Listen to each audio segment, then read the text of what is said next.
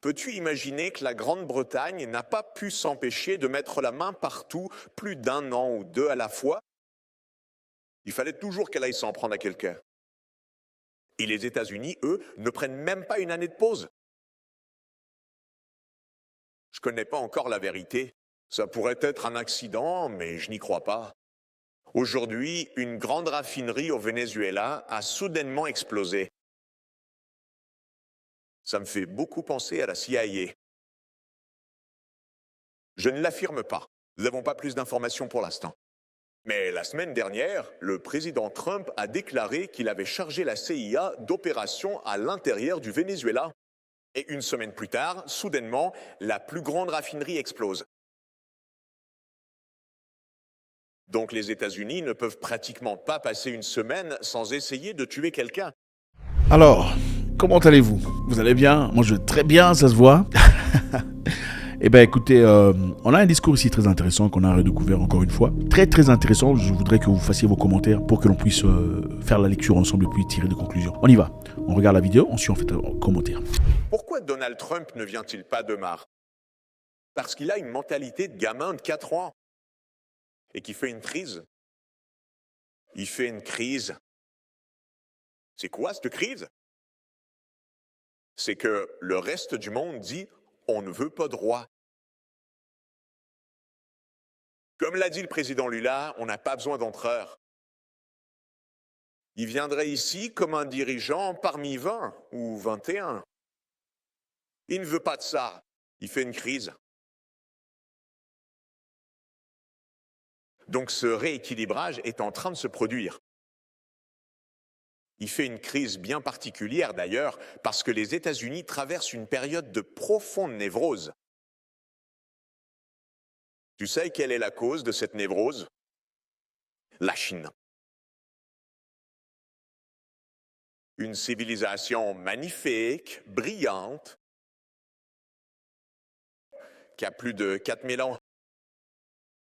C'est un État unifié avec un art du gouvernement remarquable depuis plus de 2000 ans. Contrairement à l'Europe, où chaque pays d'Europe s'est battu contre tous les autres pays d'Europe chaque année pendant 1000 ans, la Chine, la plupart du temps, était paisible et unie.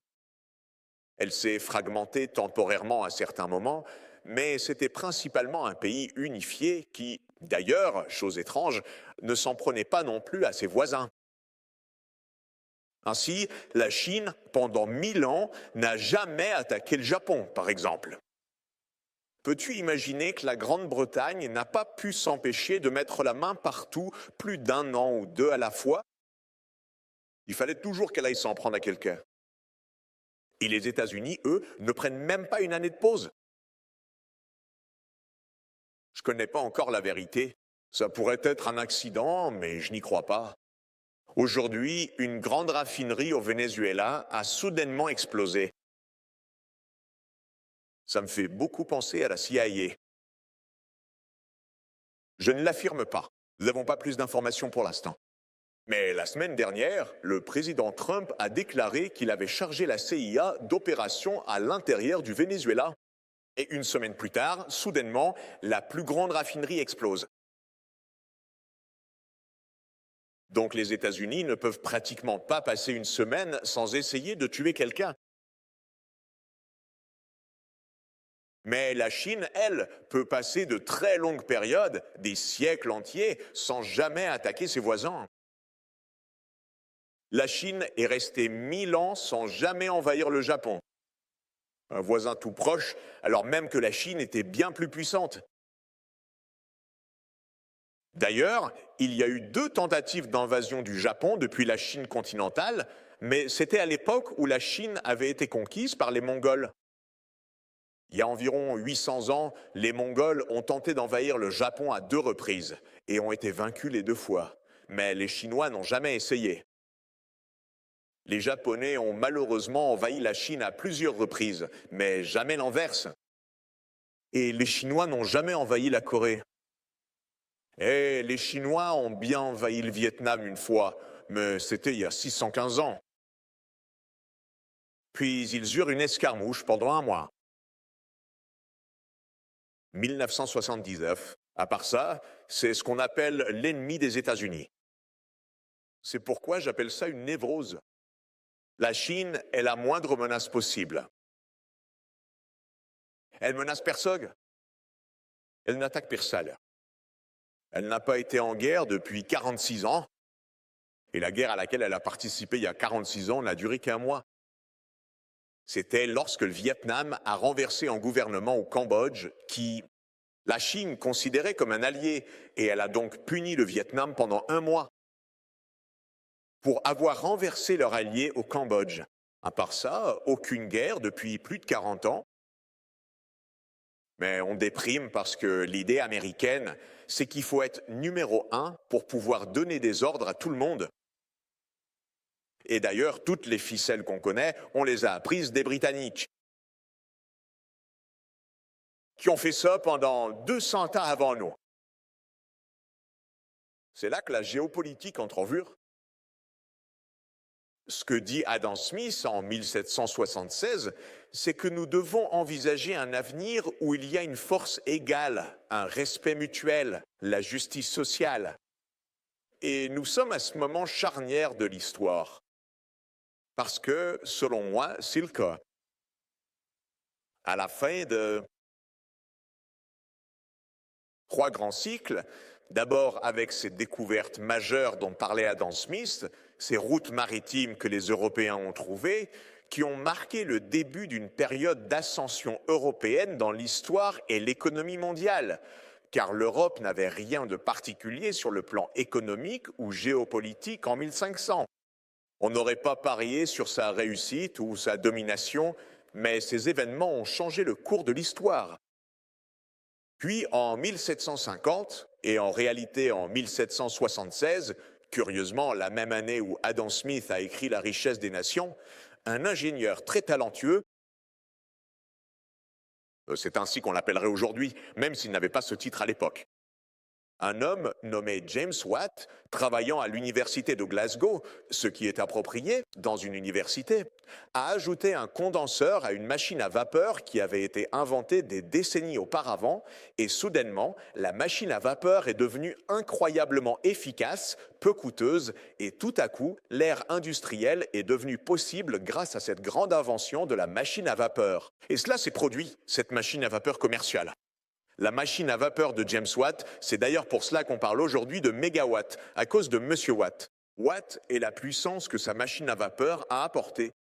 Cela s'est produit en 1776. Et la Grande-Bretagne a été le premier pays à s'industrialiser. Et elle a vraiment pris le dessus sur le reste du monde après cela. Car l'industrialisation, la puissance qui en a découlé, la réalité industrielle. La puissance militaire a conduit à un impérialisme mondial qui a dominé le 19e siècle et la première partie du 20e siècle. Et à son apogée, l'Empire britannique avait un quart de toute la population mondiale sous domination impériale britannique. Bien sûr, l'Inde représentait une grande partie de ces 25% de l'humanité. Donc, c'est une deuxième partie d'un siècle. Et puis, parce que l'Europe a beaucoup de mal à véritablement faire la paix en son propre sein, malheureusement.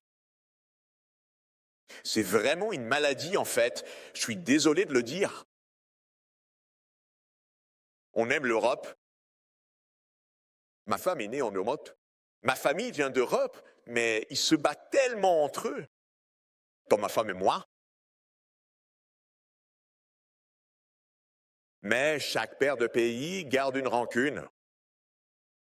Hier, j'ai échangé des messages avec un ami qui m'a écrit parce qu'il donnait une conférence en Pologne, à Varsovie. Et j'ai dit, oui, c'est tellement triste, la haine de la Russie en Pologne. Et il m'a répondu, ah, mais souviens-toi de ce que la Russie a fait. Et il a dit, il faut se souvenir de 1792. C'est ce qu'il a écrit. Et j'ai répondu, passe à autre chose. Tu n'es pas obligé de te battre à chaque fois, parce qu'en 1792, vous vous êtes battus. Mais les Russes diraient, oui, 1792, mais en 1610, c'est vous qui nous avez envahis. Et d'ailleurs, c'est vrai, C'est la Pologne qui a commencé. Quand la Russie était en difficulté, pendant ce qu'on appelle les temps de trouble en 1610, c'est la Pologne qui a envahi la Russie. Puis la Russie a envahi la Pologne 150 ans plus tard, et ainsi de suite. Et ils n'arrivent pas à s'arrêter.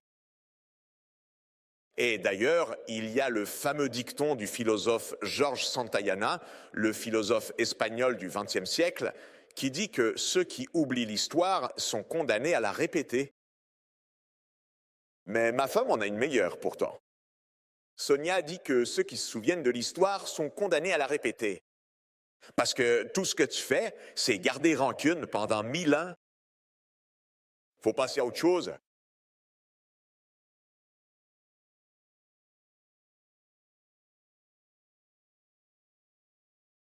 Donc, je pense que nous sommes... Oh, je voulais dire que l'Europe s'est détruite elle-même dans 2 guerres civiles, que nous appelons la Première et la Seconde Guerre mondiale. Et à la fin de la Seconde Guerre mondiale, l'Europe était tellement brisée que la décolonisation est arrivée. Non pas d'ailleurs parce que c'était inévitable s'il n'y avait pas eu les guerres. Mais la Grande-Bretagne était en faillite à la fin de 1945, après 2 guerres mondiales. Et l'Europe avait perdu toute prétention, pas qu'elle l'ait jamais méritée, mais toute prétention à mener une mission civilisatrice ou quoi que ce soit d'autre. Non seulement l'époque impériale a été d'une incivilité totalement irresponsable et cruelle, mais ils n'ont même pas su, au sein même de l'Europe, se comporter avec un minimum de décence et ont massacré des dizaines de millions de personnes. Donc, à la fin de la Seconde Guerre mondiale, l'impérialisme n'était pourtant pas tout à fait terminé. L'Europe a perdu ses colonies petit à petit. Parfois, il y a eu des guerres de décolonisation en Afrique.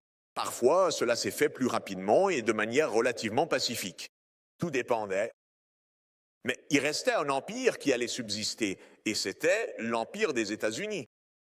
Parce que les États-Unis sont devenus un empire mondial, et pas seulement un empire mondial en 1945. Ayant encore une fois appris les ficelles du métier auprès de la Grande-Bretagne, c'était un empire mondial qui aspirait à dominer le monde. Et la politique des États-Unis était qu'il ne devait y avoir rival. Cela n'était donc pas tout à fait possible, car une grande puissance, l'Union soviétique elle-même, ne souhaitait pas être dominée par les États-Unis. Et plutôt que de faire la paix entre les États-Unis et l'Union soviétique, qui était alliée pendant la Seconde Guerre mondiale, n'oubliez pas qu'elle était alliée,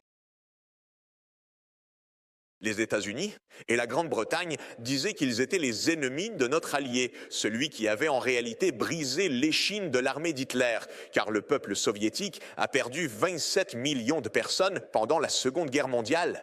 Ils ont supporté le poids principal de la Seconde Guerre mondiale. Ils ont vaincu Hitler. Mais les États-Unis et la Grande-Bretagne ne savaient pas comment faire la paix. Ils ont dit que l'Union soviétique était le nouvel ennemi. Et une guerre froide a éclaté. Et j'attribue une grande part de la responsabilité aux États-Unis du côté de cela. Parce que ce que la Russie ou l'Union soviétique voulait, c'était que l'Allemagne soit démilitarisée et neutre. Et les États-Unis ont dit non, l'Allemagne sera remilitarisée et fera partie de notre nouvelle alliance militaire, l'OTAN. Et l'Union soviétique a dit maintenant, vous redevenez une menace pour nous. Et cela a amené à des décennies de guerre froide.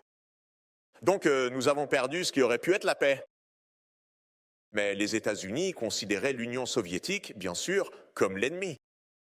Le système économique soviétique n'était pas si formidable. Et les États-Unis cherchaient de toute façon à le briser, à travers des contrôles sur la technologie et l'isolement, ce qu'on appelait le confinement.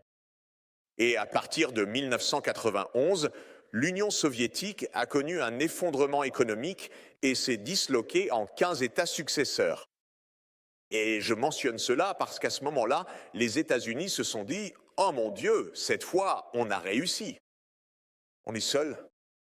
On dirige le monde. » Et croyez-moi, c'est vraiment ce qu'ils ressentaient. Mais c'était une illusion, une pure illusion. Ils pensaient que la Russie, ce n'était rien du tout. Et ils se disaient, La Chine, là-bas, ils ne cultivent pas du riz. C'est un pays pauvre, fait des villages. On n'a même pas à s'en soucier. Nous sommes la seule superpuissance du monde. Eh bien, ce n'est pas comme ça que fonctionne l'économie en réalité. En réalité, parce que l'intuition d'Adam Smith est tout à fait juste, à savoir que si vous avez la chance de le libre-échange, la paix et de bonnes politiques économiques, on rattrape beaucoup de retard grâce à la transmission des connaissances, des technologies et aux opportunités de progrès rapides. Donc, pendant que les États-Unis ne faisaient pas attention, et je sais qu'ils ne faisaient pas attention parce qu'ils ne sont pas très malins là-bas à Washington, je dois vous le dire. Et ils ne comprennent pas grand-chose à l'économie, en fait. Ils ne faisaient pas attention, mais la Chine, elle, grandissait de 10% par an, merci bien. Et si vous faites ça, vous doublez la taille de votre économie tous les 7 ans. Et si vous faites ça pendant 35 ans, comme la Chine l'a fait, vous avez doublé 5 fois. Et doubler 5 fois, ça veut dire que vous avez grandi 32 fois. Et si vous continuez au-delà, la Chine a multiplié la taille de son économie par 40 depuis 1980. 40 fois. C'est maintenant une économie plus grande que celle des États-Unis. C'est une puissance industrielle bien plus importante. Elle est technologiquement plus avancée que les États-Unis dans la plupart des secteurs. Pas tous, mais dans la plupart des secteurs aujourd'hui. Quand vous conduirez vos véhicules dans 10 ans, ce seront des véhicules électriques chinois. Et même si vous conduisez une Tesla, c'est un véhicule chinois, d'ailleurs, avec Elon Musk à sa tête. Mais c'est la Gigafactory de Shanghai qui lui donne même une chance de rivaliser. Donc la Chine a réussi, et c'est pourquoi nous sommes à la fin d'un nouveau cycle. L'ère impériale européenne est terminée, l'ère impériale britannique s'est achevée en 1945, et l'ère impériale américaine se termine en ce moment même.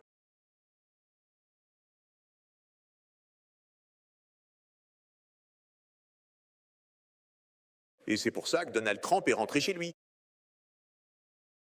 Parce qu'il ne veut pas être l'un parmi d'autres. C'est tout. L'illusion est toujours à Washington d'ailleurs. Ce n'est pas fini. C'est toujours un pays puissant. C'est toujours un pays dangereux. Son armée est beaucoup trop grande. Elle garde encore la main sur les vannes du système international de paiement, dans une large mesure. Elle peut ouvrir ou fermer le robinet pour les pays vulnérables. Rappelez-vous, le FMI et la Banque mondiale sont des institutions américaines, même si ce sont des institutions multilatérales. Elles ont été créées d'ailleurs pour de bonnes raisons, mais ce sont des institutions dominées par les Américains.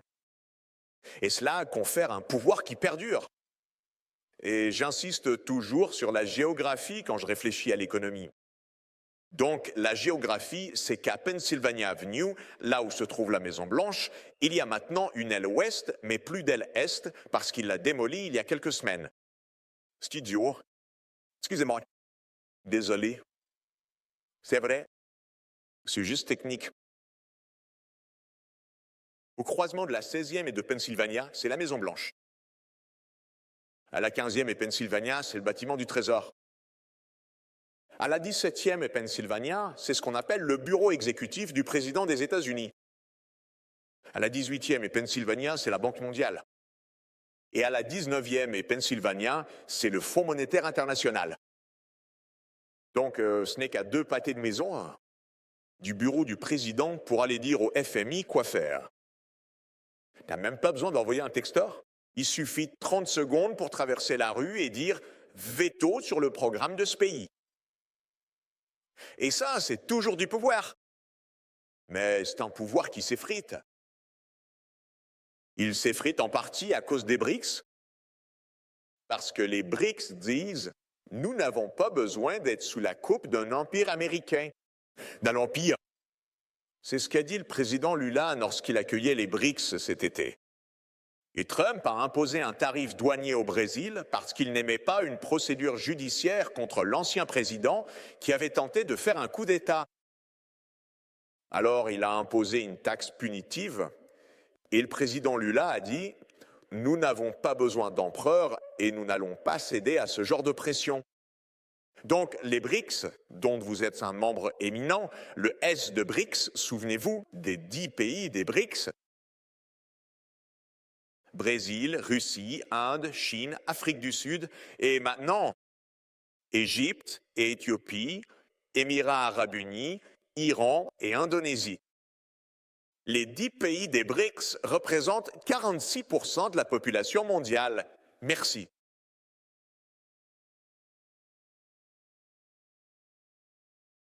Et 41% du PIB mondial total.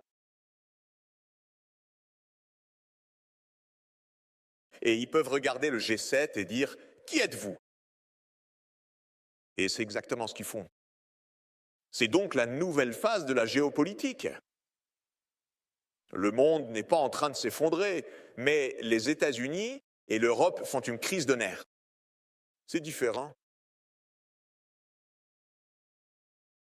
Et le monde n'est pas en train de se fragmenter. Les États-Unis s'isolent eux-mêmes. Ils ne vont même plus aux fêtes. Ils imposent des droits de douane. Ils disent « Vous n'aurez pas accès à notre marché ». Et le reste du monde répond « D'accord, parce que votre marché n'est pas si important pour nous ». Et Trump a dit « Très bien, on va vous punir, la Chine, pour votre succès au passage. On va vous imposer une taxe douanière de 100%. » Et l'heure suivante, la Chine a répondu « Ok, on vous met une taxe douanière de 120%. » Et puis Trump a dit « Ok, on va restreindre l'envoi de puces avancées vers vous. » Et la Chine a répondu « Ok, plus d'aimants terres rares. » Et les États-Unis ont capitulé en moins d'une demi-heure.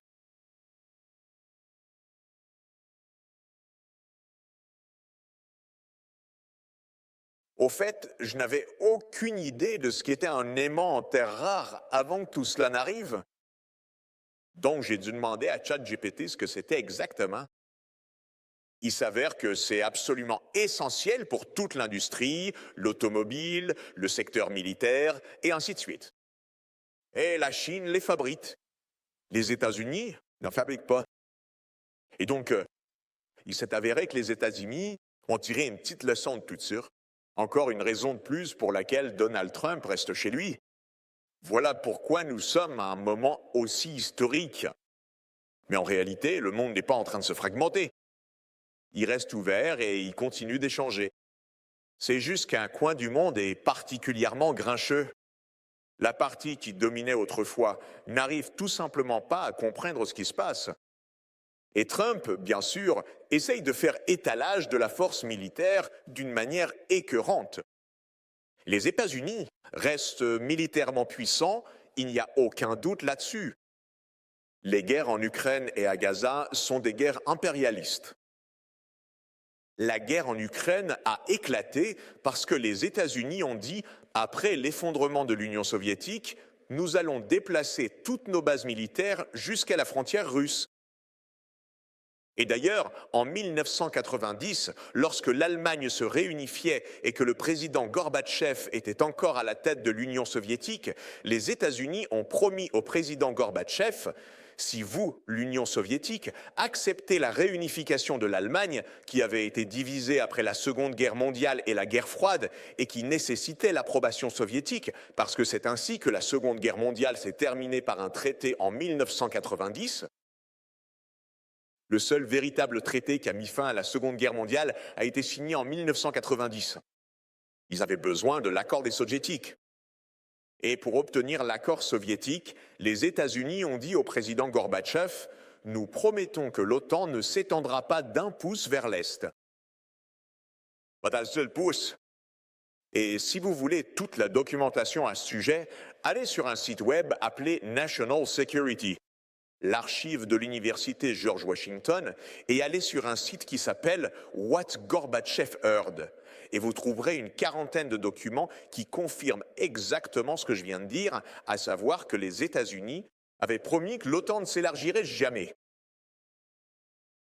Mais dès que l'Union soviétique a pris fin et que les États-Unis se sont retrouvés seuls dans cette affaire, ils ont commencé exactement ce qu'ils avaient promis de ne pas faire, c'est-à-dire l'élargissement de l'OTAN vers l'Est.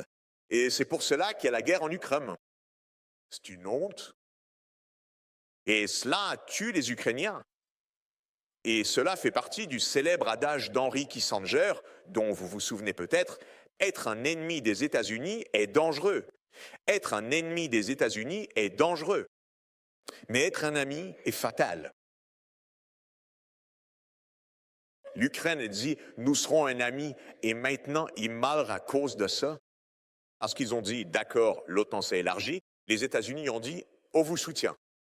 Et probablement 2 millions d'Ukrainiens ont été tués ou gravement blessés dans cette guerre complètement inutile et irresponsable. Et les États-Unis font la même chose avec Israël à Gaza. Et permettez-moi de vous remercier, l'Afrique du Sud, de défendre la justice.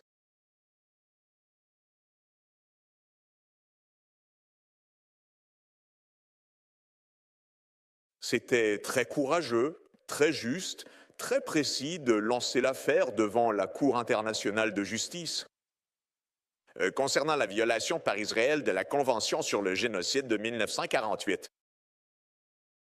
La Cour internationale de justice met malheureusement beaucoup trop de temps à statuer sur cette affaire cruciale, mais les preuves irréfutables que l'Afrique du Sud a méticuleusement apportées au nom du monde entier sont absolument justes, pertinentes et profondément convaincantes. Faites-moi savoir ce que vous en pensez. C'est toujours un grand plaisir de vous suivre. Si vous n'êtes pas encore ici, faites ça, vous savez comment ça se passe. Vous ne faites pas encore partie de notre communauté, ça serait un grand plaisir de vous avoir, comme ça on va grandir ensemble. Faites un commentaire, ne partez pas sans faire un commentaire. On veut savoir ce que vous en pensez. God bless.